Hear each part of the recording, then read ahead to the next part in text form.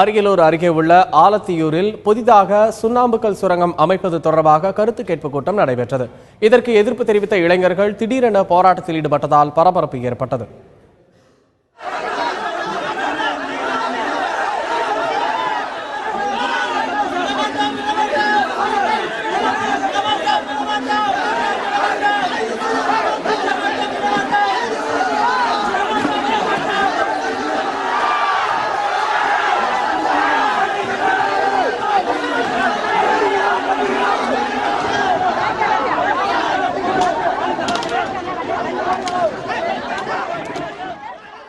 இதையடுத்து போராட்டத்தில் ஈடுபட்டவர்களை குண்டுக்கட்டாக தூக்கிச் சென்ற போலீசார் அவர்களை கைது செய்தனர்.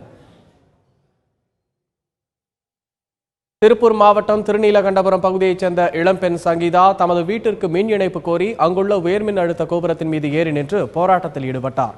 தமது வீட்டிற்கு மின் இணைப்பு கொடுக்க உறவினர்கள் இடையூறு செய்வதாக புகார் தெரிவித்து சங்கீதா நடத்திய நூதன போராட்டம் அந்த பகுதியில் பரபரப்பை ஏற்படுத்தியது.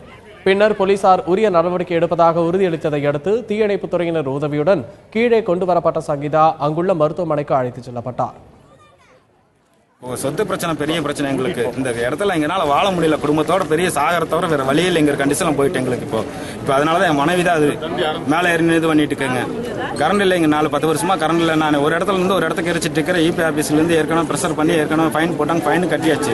திருப்பி ஒருக்கா மறுபடியும் இன்னைக்கு ஃபைன் போட்டுவேன், நாளைக்கு பிடிப்பேன், இன்னைக்கு பிடிப்பேன்னு சொல்லிட்டு எங்களுக்கு பெரிய மிரட்டலா இருக்குங்க. எங்களால் இங்க இடத்துல இருக்க முடியல.